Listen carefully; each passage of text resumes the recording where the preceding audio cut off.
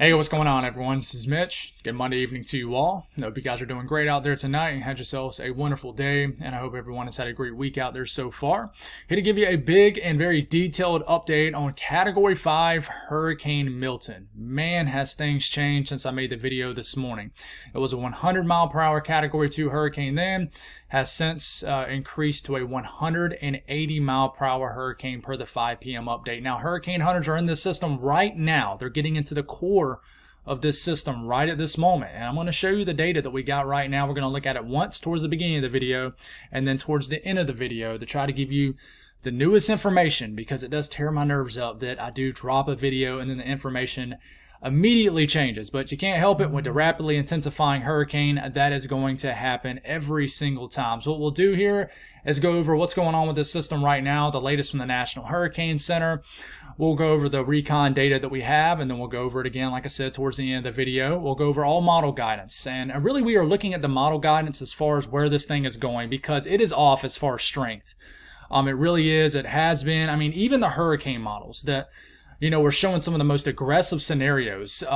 It turns out that this system is even stronger than some of those aggressive scenarios. I mean, this thing is definitely just ridiculous how strong it is. It quite literally is. I mean, everybody in the weather world is just completely shocked at this right now. They really are. So we'll go over all that, more so to look at the track of the system, and then we'll talk about impacts. We'll get very, very detailed on that, and then we'll break down why this thing has exploded in strength over the last 12 to 18 hours.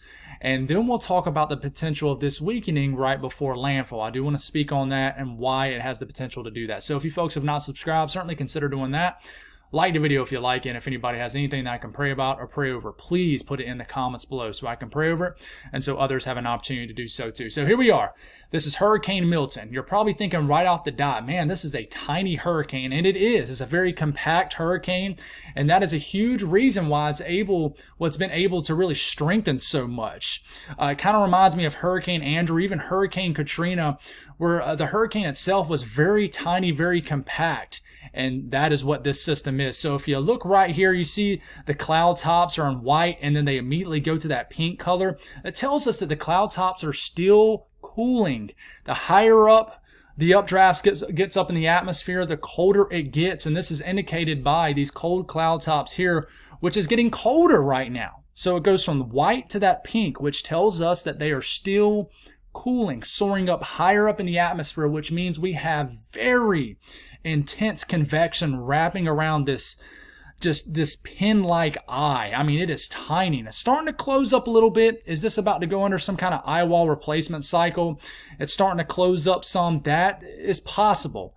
When these systems get this strong, they eventually go under some kind of eye wall replacement cycle, meaning the inner eye wall sort of collapses, and then the outer eye wall becomes the new inner eye wall, and it kind of shrinks inward. When that happens, the storms typically expand in size. So I think as we wake up tomorrow, especially as we get into tomorrow afternoon, I think this hurricane would become larger. Maybe not significantly larger, but I think eventually it will become quite noticeable that this thing is really going to broaden and get much larger as it starts to get closer to Florida. But this is it right now. Very tiny, compact, high-end Category 5 hurricane right now, and it is very close to the northern shoreline of the Yucatan Peninsula also. I mean, it's probably starting to bring impacts to you folks. In fact, you got hurricane warnings right now. So the latest from the National Hurricane Center as far as the track. This is Zoom Earth, a great site for you folks to use.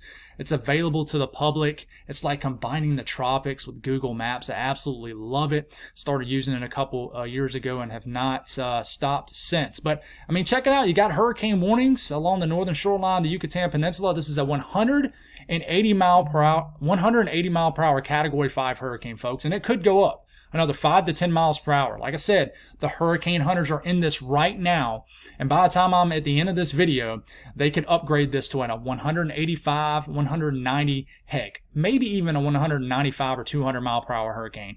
I mean, this thing has just blown all expectations as far as high-end strength out the water. It's just ridiculous what is happening right now. But it is forecast to become that 185 mile per hour very high-end Category 5 hurricane tonight, 2 a.m. But I mean, this could happen any time. Like I said, they're getting new data right now. Okay, just want to reiterate that over and over again. I know it starts to get annoying after a while, but this thing is such a changing situation. By the time we get into tomorrow afternoon, it says it's still a high-end Category 5 dangerous hurricane, 175 mile per hour storm. Still a Category 5 hurricane by the time we get into 2 a.m. Wednesday. Okay, then it starts to lose some steam here. We get to a 145 mile per hour Category 4, still extremely dangerous hurricane here. Okay, and then it has the center of this cone right over the entire Tampa Bay area. Okay, let's zoom in a little bit more here. Still a 125 mile per hour Category 3 major hurricane. And the center of this cone goes right through the Tampa Bay region area. Okay, remember, this isn't the impact zone. Okay, the edge of the cone goes down here. All right, it goes all the way up here north of Cedar Key. It goes all the way south of what is that? Charlotte Harbor.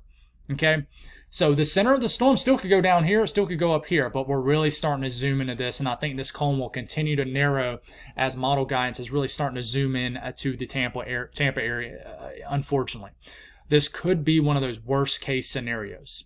Haven't seen something like this potentially in the last 100 years. We're going to speak more on that as we get deeper into the video. But yeah, so this will bring widespread impacts across all of Florida.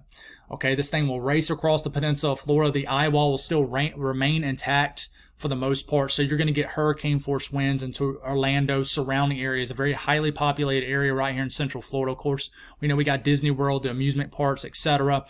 And this is going to bring impacts to Daytona Beach. We're going to talk about all impacts, but I just want to reiterate, you know, obviously this is going to go right over a very small area of land known as the Florida, the peninsula of Florida. It's not going to have a whole lot of time to weaken. It will weaken, but it won't have a significant amount of time to do so. Okay, so this is the latest cone. Now, this is the more traditional look here. I love this new cone that they got from the National Hurricane Center, the red hurricane warnings, the pink hurricane watches. Check it out. We got tropical storm watches all the way up to the low country of South Carolina. We're going to try to talk about impacts for southeast Georgia and low country of South Carolina too. I don't think they're going to be significant, but definitely worth talking about. Tropical storm warnings extend all the way up into the Bend coastline, all the way to the Panhandle coastline. Okay, and then we have tropical storm warnings being overlapped by hurricane watches, vice versa. M stands for major, H for hurricane, S for tropical storm. Here's another look at watches, warnings, and advisories. Let's see if we have another update here. That bright red, that's hurricane warning. So, I mean, obviously Tampa, surrounding areas have hurricane warnings. Orlando, you have hurricane warnings. Even the east coast of Florida, from Jacksonville, I mean, all the way down to like Melbourne, for example, you got hurricane watches. Okay, tropical storm warnings, tropical storm watches go all the way to Miami-Dade. I mean, you got tropical storm watches all the way up to Charleston, folks, of Savannah, Hilton Head. I mean, yeah, I mean, it's crazy. Not quite up to the Grand Strand, but this is just crazy to think about. Okay, now I know there's probably people in southeast Georgia, low country South Carolina, thinking, man, boy, oh boy, is this about to happen again? Not so fast. I don't think the impacts are going to be crazy up here. Florida, obviously a totally different story. Okay, so this is when we start to get into real-time data. So right now, and let's update this, right now, okay, per the latest information we have, this is a 180 mile per hour Category 5 hurricane, obviously, moving east at 10 miles per hour. It's at a central pressure of 905. So remember when your boy Mitch was saying, I thought some of those pressures showing up sub 900 and the 9 even was just very unrealistic. I don't think that's going to happen. I even said that I'll eat crow. Well, I guess I'm going to be eating crow. But in my defense, I don't think anybody, I'm sure there was some, but I don't think anybody really saw this happening. The majority, at least. I'm sure some people are going to toot their own horn and said they did. But this is ridiculous how strong this is. So this will be the first time we look at the data. And hopefully the site, listen, everybody and their brothers, uncles, dogs looking at all these weather sites right now. So they're crashing left and right. They're not doing well. This is the mission going in right now. Okay, and we're going to update this and see what kind of info we got. Okay, they just passed through the core. So we do have a first pass we're looking at here. And you see that pink color right into here, kind of that, I mean, we'll just call it pink. Let's not make it any more confusing than what it is. That's over 100 and 37 knot flight level winds in this area. So very, very strong winds into this area. Category 5 hurricane winds. Okay, what about the pressure? This is really what I want to look at here. The pressure, it looks like we're still trying to get data, 985. So yeah, let's see if we have some new information here that we're looking at. And yeah, let's go back to this really quick. And here we are. I found the graphic here. Had to mess around with a couple things. 898 central low pressure. They just found this system. So to me, that would tell me this is not, as of right now, really undergoing an eye wall replacement cycle. If it was, then we'd have a little bit of a weakening with this system. So they just found a sub 900 millibar low pressure in this system. Absolutely just crazy. Okay, so they might bump up the peak intensity of the winds, but I'm glad I was able to get this data for you folks. I wanted to catch this, but an 898, it's even weird to say because typically we're saying 9 something. 898.6. If you can't see it, I'll try to zoom in here just a little bit. It won't let me. That's an 898.6 millibar low pressure. That is ridiculous, guys. We haven't seen something like this since, I don't even know, like Wilma. Okay, so this is just crazy stuff. I think Wilma got into the 888, I think the 880s. So just crazy stuff here. My word, man. I'm sorry. This is just crazy. But let's go over the hurricane models. So I'm going to tell you the hurricane models, which typically can be extremely aggressive, are too weak with the system. Too weak with it. Now we're going to start all these off for Tuesday morning. I'm sorry, I'm a little everywhere now because I'm just absolutely shocked at what I just saw with the data from the hurricane hunters. Just crazy stuff, guys. So let's start all this off for Tuesday morning. And once again, focus on what the radar looks, the structure of this hurricane, and really the track of it. Because listen, I'm going to be honest with you. The strength of it is just kind of a nowcasting thing. We just got to watch it. Okay, we can try to figure it out, but obviously we saw today that we got a long ways to go with forecasting the strength of hurricanes. Okay, so we'll start off for tomorrow morning. This is the H-Wharf model. Let's see if we have an 18Z model, and we probably don't. So I like to try to get the latest information. Now we're just going to have to roll with the 12Z hurricane model. So we start to get into Wednesday morning. This is saying it's a 932 millibar low, but could definitely be lower than this. Could be stronger. Okay, still a powerful hurricane Wednesday morning. Okay, category 4 or 5 hurricane. We take it into Wednesday evening. Notice how this thing begins to broaden. It gets much larger. You kind of go back here, kind of petite, a very small hurricane tomorrow evening still. But look how this thing expands, gets larger as we get into Wednesday evening. And look at these nasty outer bands already moving into the west coast of Florida. Okay, now this is the sun starting to set. It's around 8 p.m. Here it comes. Look how the structure of the hurricane changes. It looks like the convection on the southern southeast side of the system gets kind of ate up. And this is because of some dry air, and we'll talk about that later in the video. But we'll keep going. We got to watch out for these outer bands. They could be producing tornadoes across the peninsula of Florida late Wednesday night into Thursday morning. And then this thing makes an official landfall.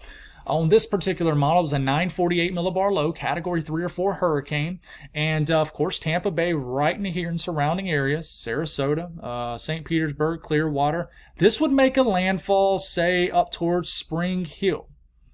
Okay, I know Spring Hill isn't exactly right on the coast, but I know we got Highway 19 that runs down here. This would, make a landfall between Tampa and Cedar Key. So right in the middle of this area right here, what do they call it? The Suncoast Keys, I think is what they call it. But Crystal River landfall would come in right here.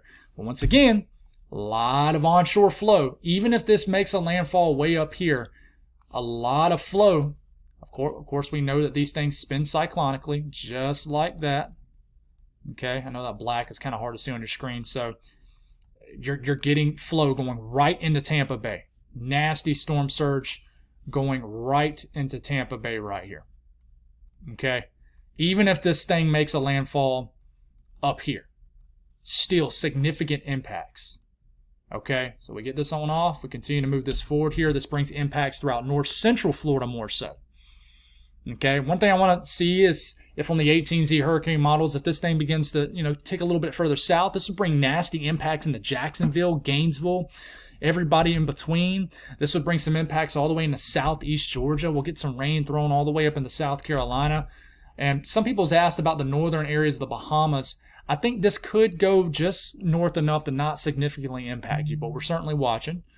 What about the HMON model? Okay, once again, all these are initializing too weak. Pressure too high. We take it into Wednesday morning, 9:37, category 4 or 5 hurricane. Notice how the number begins to rise. It starts to weaken. Almost all model guidance shows this just about. But folks, I'll be real with you. I thought I saw a cat beside me. I'll be real with you. I'm starting to be hesitant on this significantly weakening. It's just hard to believe that this thing is just going to fall apart. Okay?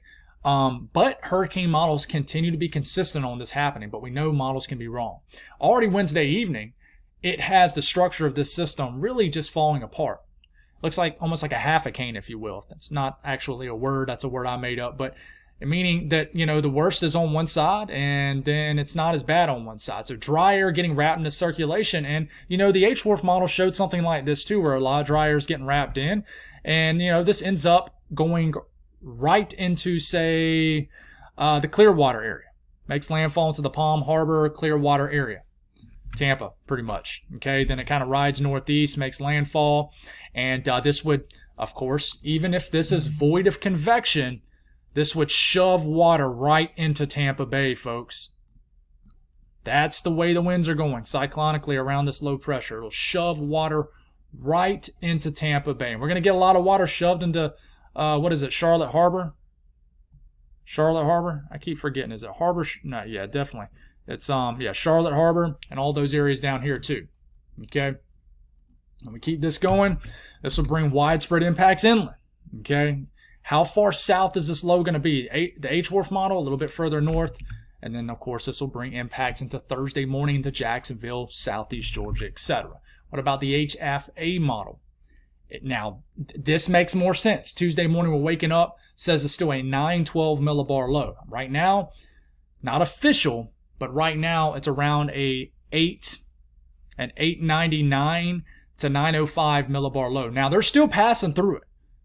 Okay, so, they're probably going to make another pass through it here shortly. Probably multiple passes. So we'll try to get another update here in a second. But, we start to get into Wednesday morning still a powerful, on the HFA model, it's still saying it's in the 909 range millibar. This is still a very powerful Category 5 hurricane by Wednesday morning. Let me tell you, if Wednesday morning we are still dealing with a 175, 180 mile per hour hurricane Wednesday morning, listen, Florida is going to be in panic mode. They already are probably right now. But if this thing, I'm saying it right now, when we wake up Wednesday morning, 36 hours, and this thing is still a high-end Category 5 hurricane, there's no way that it's going to significantly weaken into a Category 2 or 3 hurricane at landfall. I just don't buy it. But it does show it, even on the HFA model, 909. Look how that number dramatically rises, which means it's a weakening system. And sure enough, it weakens big time, okay? But I'm very hesitant on it. I wasn't a couple videos ago, but it's hard to believe it'll weaken this much, but it could. Let's hope it does, and it makes sense if it does. I will say this, it would make sense if it weakens. And I'm going to talk to you about why here in a second. But this takes this right into the Tampa Bay. That has the center of this low going right into Tampa. But the worst of the system, wind-wise, is on the northern side. Now, you're going to still get strong winds, even where you don't see a lot of convection, shower, and storm activity. But you'll notice this thing really gets ripped apart right at landfall. And this makes landfall right smack in the middle of the night. It pretty much follows right along the National Hurricane Center cone and timing. And then this heads off way into the Atlantic. Doesn't bring a whole lot of impacts into South Carolina. And the HIP model, initializing what I think is very possible. And it really wants to deepen this. Look at this. The HFB model gets us to an 884 millibar low like 24 hours from now, over 24 hours. It says we're going to be dealing with something like this for this long. So that's just like a souped up Category 5 hurricane, which it is right now. Okay? And then it dramatically weakens. See how that number rises very fast, which low pressure rising, the millibar rises, tells us we have a weakening system, but it dramatically weakens. So it is saying from Wednesday morning to midnight Thursday, this thing is going to dramatically fall apart from a Category 5 hurricane to a Category 3 or 2. So, I mean, the National Hurricane Center is forecasting a pretty significant period of weakening. It goes from 175 mile per hour hurricane to 125 mile per hour hurricane. It's a 50 mile per hour drop. But yeah, so pretty wild stuff, folks. And then this brings impacts to Florida. Okay, so I will look at the hurricane model guidance just for track because the millibar is definitely off. But the GFS follows the National Hurricane Center cone. If you look really closely, it takes this L right. I mean, it basically takes it on the chin for St. Petersburg, Clearwater, right into the Tampa Bay area, Palm Harbor, and then it'll bring the center of this low pressure just north of Lakeland, and kind of between Lakeland, Orlando, and Ocala, Florida, and then would bring the rest of the center of this system probably right over Daytona Beach, Palm Coast, right over those areas, and then it heads on off. Okay. What about the European worth looking at here? European, same thing. I mean, follows the GFS to the T. I mean, maybe a tick north, and then it goes actually further south. So, I mean, the same. Now, you still got the icon, which I don't even know there's a whole lot of point in looking at this anymore, but this is the icon. The icon has been south, and sure enough, the icon goes more so into Sarasota. If that happens, this would bring a ton of storm surge into Tampa, but you would switch to an offshore flow into Tampa Bay. Okay, so what about impact? So we're talking about winds, right? And we're going to look at the GFS first and then the Euro. Okay, so remember the GFS is kind of a weaker scenario. I wouldn't say it's weaker. It's kind of the same as the hurricane models at landfall, but right now it's much weaker. But as far as wind gusts, folks, the GFS takes full-fledged 100, 105, 110 mile per hour wind gust right into the Tampa Bay area, north and south of it. Worst winds, maybe just a tick south. It brings 80, 90, maybe even 100 mile per hour wind gust even inland into like the Orlando area, right up Interstate 4, Lakeland, Orlando, south of Ocala, all the way to, say, the Daytona Beach area. Okay, tons. This would cause significant damage. It's basically a path of wind destruction right through the heart of the peninsula of Florida. All right, so what about the Euro? Euro, not quite as aggressive with winds, but it puts the worst right in the Tampa Bay. And I'm sitting here, the reason I keep looking down is because I'm looking down at Google Maps to mention some names, and I'm looking at Google Maps right now and got the traffic thing pulled up, and look, it looks like it's gridlock right now. My aunt lives in Tampa, St. Petersburg. Well, she lives in Tampa, and she's waited too long. She's going to have to she's trying to get out of there now. But she's thinking about just going 15 miles inland, but I mean, it's just tough. It's tough for everybody. I'm not one to sit here and say, guys, y'all need to leave. Y'all need to leave. I know I'm not like that. I understand it's harder than just picking up and leave. I get it. I'm going to be completely real with you because I'm always personal with you guys. If it was me, I got 2 little girls and I got a wonderful wife, I would tell my kids to leave and I would tell my wife to leave. And y'all are going to call me crazy. Y'all are going to judge me, but I'm just being real. I would probably sit tight at my house, even though it wouldn't make any difference. But I probably would, just because that's who I am. I'm not saying I'm more manly than anybody else. That has nothing to do with it. But I would not want to leave my home. It would be tough. So I understand. I hear you. And, I'm almost getting a little emotional right now. I'm not about to cry or anything like that. But it's tough.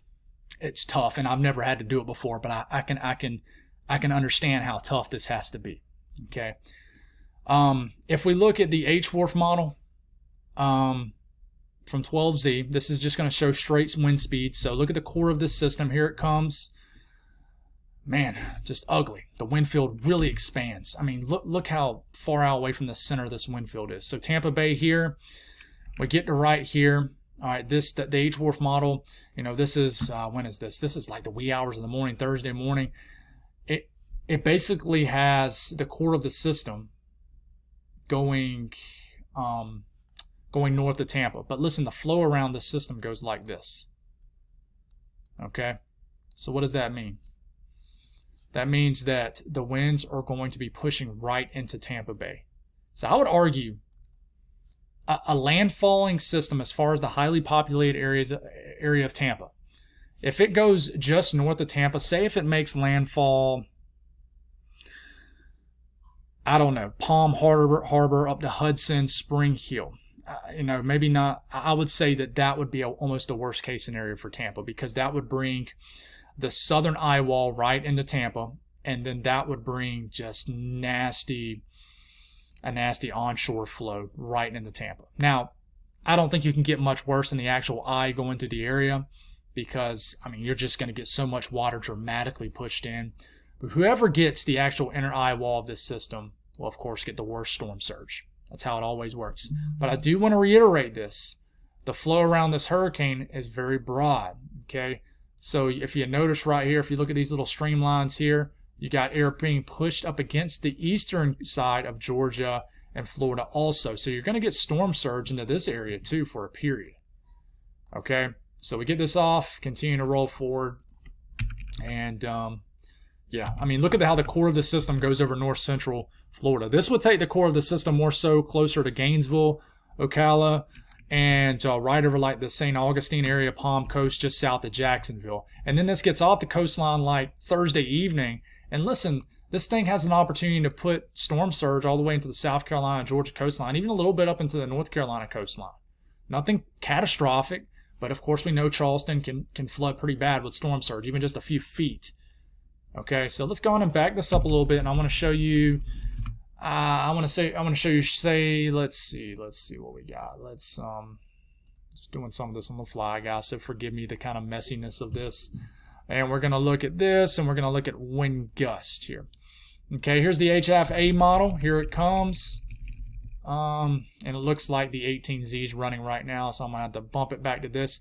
I want you to notice this. Look how small the wind field is starting tomorrow afternoon, and it's very small right now too. It's just very small and intense. Watch how it broadens. See how much larger it gets there? This is potential winds. Let's go to wind gust. Man, it doesn't have wind gust on this, so let's just keep it at this. Wind speeds. So this is just wind speeds. These aren't wind gusts. So this would take, the HFA model takes the core of this system right into Tampa Bay, literally right through the gap. And this would bring winds, not gusts, just sustained winds of 90 to 100 miles per hour against the city, okay, and south and north. I know I'm not mentioning other places, but Bradenton, Sarasota, Venice, you would get slammed all the way up to Spring Hill. And this would bring the core of the system, the rest of the core of the system, basically up Interstate 4, and you would get slammed in Daytona, up to Jacksonville. Look at this back-end flow of this system right here, bringing 60, 70 mile per hour wind gusts. Gracious, let's not get this close to Perry. This area up here in Florida just has been slammed lately, but somebody's going to get hit. It's unavoidable here. So, yeah, that's and you keep this going. You look at these even gusty winds up against the South Carolina coastline, Georgia coastline. We back this up and we'll start this over again, and we'll look at, say, the HMOL model, which does show wind gust here. We're going to have to go to this. No, this doesn't show wind gust. Which one does? I'm sorry, guys. I'm a little everywhere. Happens. Just, this is just raw, unedited Mitch here. But here comes wind gust right here. And the other one might have had wind gust too. I just might have missed it. But 18Z again, we're going to have to switch it to this. Just, once again, this is the HFB model. Watch how the wind field expands. Goodness, here. And this is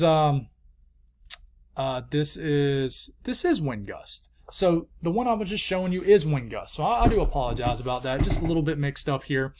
So that does tell you how much the wind field, as far as the intensity of it, could lose some steam. But I've said this a couple times. You come back out here Wednesday afternoon, look how intense this hurricane still is. Even all the way into Wednesday morning, still well off the coastline of Florida.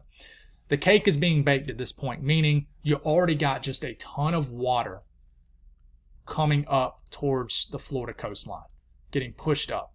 So how much this hurricane really begins to broaden and get how large it becomes a massive issue at this point. So much water getting pushed up against ocean water getting pushed up against that Florida coastline. I mean, the 90 to 120 mile per hour wind gust is going to be just crippling. And once again, this is looking like it's trending to a nighttime landfall also, which makes everything worse when it happens at night when it comes to the weather. Core of the system moves right over. Now, I do want to show you guys here. This is the latest National Hurricane Center forecast as far as peak wind gust. I know this is kind of hard to see. It looks very odd. But unfortunately, I can't get any closer than this. I might can. Let's see if it'll show me cities. Does it have one for Tampa? Man, this is going to be awesome if it does. It does. Man, awesome. Check this out. Great. So, zooming in right into the Tampa surrounding areas. It wants to bring... It has a peak wind gust. This is the experts. A peak wind gust over Tampa of 117 to 131 miles per hour, folks. I'm telling you, if you're going to get winds like this getting pushed into Tampa Bay like this, catastrophic storm surge. Okay, absolutely ridiculous amounts of storm surge.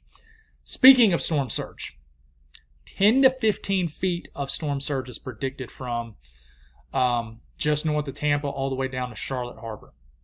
Right into Tampa Bay, 10 to 15 feet of storm surge. Charlotte Harbor down to, what is that, Bonita Beach? Hopefully I pronounced that right. 6 to 10 feet of storm surge. And we're getting confident that the eye of the system ain't even going to come down here. Okay, even 1 to 3 feet for the Florida Keys.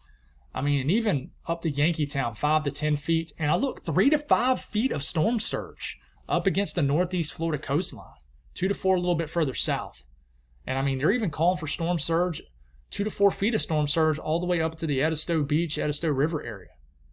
So, I mean, this is a big deal. Let's see if we have any updated information here. No, we don't. Okay. I want to show you this graphic. We're just going to kind of wing this. Have not showed you this before. But keep in mind, they're forecasting 10 to 15 feet of storm surge, right? St. Petersburg, Clearwater, Tampa right here. Where you see the red, that is if you get greater than 9 feet above ground. Okay. The orange, greater than 6 feet above ground. The yellow, 3 feet. The blue, 1 foot. Okay. So, I'll let you take a look at this and just remember, 10 to 15 feet of storm surge.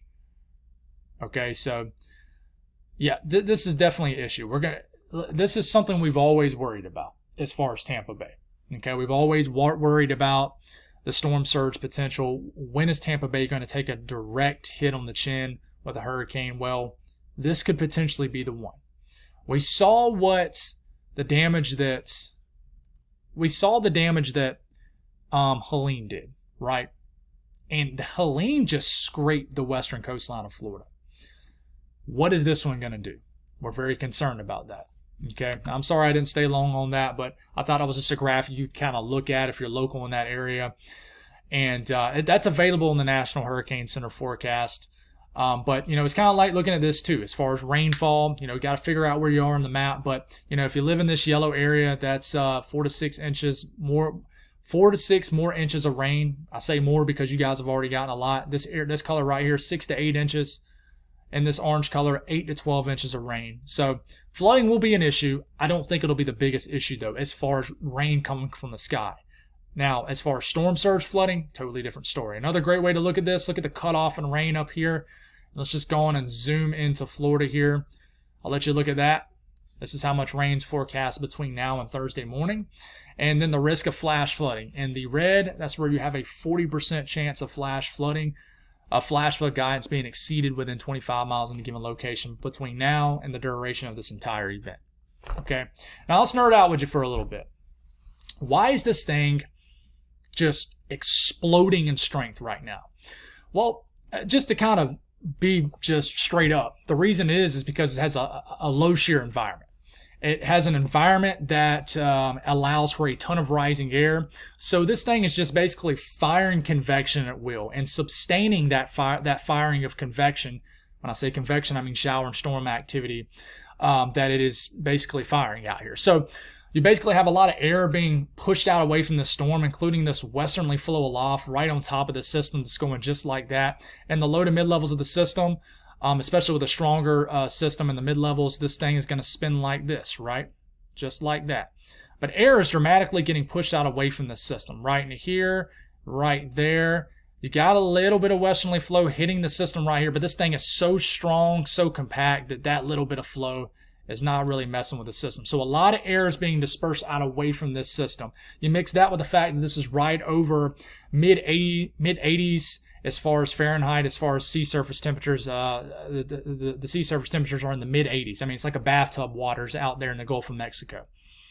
Okay, and just the upper wind pattern, just a lot of divergence aloft. When air is being dispersed out away from the core of the system like this, it allows for more air to rise, and it's just a continuous vicious cycle. This is a very compact system, so it's just nothing is even getting close to the core of the system, and there's really nothing out there to really interfere with it. So a lot of rising air, a lot of disbursement of air above this storm is being pushed out in the upper levels of the atmosphere. Okay, now when we keep this going here, does this kind of pattern remain? Well, it does for a period, but you notice it begins to weaken somewhat right here. Why does it do that? So you see that number begin to rise here. That means that we have a weakening of the system. Well, air is still being dispersed out right here. Okay, so healthy environment, a lot of air being pushed out away from the system in the upper levels. But on the western side of the system, we're starting to get a lot of westerly flow pushing up against the system. This is kind of moved further north in latitude, so it's starting to enter that westerly flow brought to you by this cold front, bringing in that nice fall-like weather across the southeast that's digging in right now. This is what's picking this system up and making it go a little bit further north now instead of just straight east. It's not happening right now, but it's in the stages of doing that, and it will definitely start doing that as we get into Wednesday. But this thing starts to get hit by some flow on the west side. This will create some shear on the western side of the system. And this does nothing but increase as this gets closer and closer to Florida. And that's why that number starts to rise. We go all the way to landfall Thursday morning on this particular run. You got flow going right up against the system. Okay, so this is blasting this system, the west side of the system, with a ton of shear. When this convection, this shower and storm activity gets hit with shear, it basically removes the moist air from that side of the system because there's no shower and storm activity there. That allows for an opportunity for dry air to get wrapped into the actual cyclonic flow of the system. So we get into, Wednesday morning, still a compact, moist cocoon bubble around this system, if you will. I mean, still so put together that we actually have dryness in the eye. Pretty wild. As it gets closer to the coastline, you notice you're starting to see the brown area right here. That's dry air. It's starting to interfere with this system now. Starting to remove some of the green, which is moist air, from the system, from your screen here. And that messes with the system basically all the way up to landfall, to the point where it actually almost splits the hurricane in half, if you will, convection-wise. And so you ask, why? I've never seen a hurricane weaken before landfall. I don't know what you're talking about if you say that, because Katrina did it. But with Katrina, I've said this a couple times, the cake was already baked because it was already, the damage was done. There was so much water being pushed up already. The dam broke, etc. Okay, Rita was the same way. Rita was a very powerful hurricane, happened a few weeks after Katrina. It weakened upon landfall, but still did a lot of damage. This is going to be that situation. So let's not take away the impacts, because this system I think it will weaken. It will be weakening. It's just how much is it going to weaken? How much time do we have for significant weakening? Okay, but I definitely think shear blasting this system, that westerly flow at the base of this cold front hits the western side of the system. That allows for dry air to get in. So if you're wondering what causes that, well, that's what causes it. So folks, let's try to go and look at the recon data. We're going to try to go back and look at this and see if we got any more information. In fact, I'm just going to jump to my Twitter profile real quick. That's always the best way to get the best information. And yeah, my guy right here says 200 miles per hour just off the surface. Yeah, this thing continues just to go absolutely haywire, guys. 899 millibar low. There it is.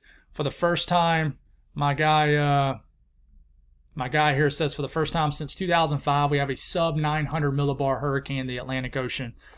And the eye is now about 4 miles wide. Absolutely crazy stuff, guys. And, you know, if you're wondering, Mitch, where do you get your knowledge from? It's just from awesome weather people on social media. And I'm just kind of cruising through this, and yeah, just wild stuff here. I don't think they've increased the actual, yeah, I mean, they might bump it up to 200 miles per hour, folks. At least bump it up to 185. Okay, I don't think they've officially done it yet, based off what I'm seeing here. But by the time I upload the video, or the video uploads, folks, it might be a 185 to 200 mile per hour hurricane. So pretty wild stuff, guys. That really truly is incredible what's happening. It's awful. What we hope for here is this thing rapidly weakens before landfall. Okay, I want to say this real quick, and this is 40 minutes deep. Thought about not even saying this, but I'm just going to say it anyways. So the comments are wild right now, not just on my YouTube videos. They are wild everywhere. I mean, all social media platforms, just the comments are just crazy. It seems like, you know, they get crazier as time goes by. Listen, the only thing I ask from you guys is to keep things respectful in the comments. We have built, I should use the word we have built such a friendly atmosphere on this YouTube channel. We pray for one another. We look out for one another. We encourage one another, and it's awesome. And it does seem like when these videos go viral, especially when we're talking about hurricanes, things just get crazy. So, you know, everybody's talking about weather modification. I'll just say it, HARP, the government's controlling the weather. They're, you know, cloud seeding, this, that, and the other. Listen, y'all are free to have conversations about that until the cows come home. Y'all think y'all are going to do it anyways. The only thing that I ask from you folks is to keep things respectful. I mean, I don't think that's much to ask. And when I say that, you know, you got comments that say, you know, Mitch is too scared or too worried to mention it on this channel. I just did. Okay, I'm not scared to mention it on my channel. You know, Mitch doesn't want to tell us the truth. You know, Mitch is worries that he might lose his channel because, you know, he values money and the profit off his channel and the growth off his channel more than telling the truth. Listen, I don't know the truth. Okay, I know what I know, and that's that I love the weather. I love educating people about the weather. Weather's been my passion since I was a little kid. And I'm blessed with this platform to talk about what I love. If there was something secret, like some secret Krabby Patty formula, SpongeBob SquarePants reference, by the way, I would share it with you guys. Okay, but even if there was and I knew it, let me ask you something. What difference would that make? I think that the problem with society right now is people get so wrapped up about things that they have absolutely no control over. No control over politics, situations, whatever it may be. Are they out here controlling the hurricanes? Heck, I don't know. I wouldn't be surprised about anything. But if they were, what does just blasting people about it, making accusations, judgmental, blasting all the meteorologists on TV, what is just criticizing everybody about it? What does that do about it? What does that do about it? Let me tell you what I'm going to do about it. I'm going to continue to make weather videos, continue to keep you guys prepared, updated, bust my tail off to make these 40, 45-minute videos to keep you guys prepared to whatever's coming, whether the government creates it or the atmosphere creates it. Whatever it may be, what can I do?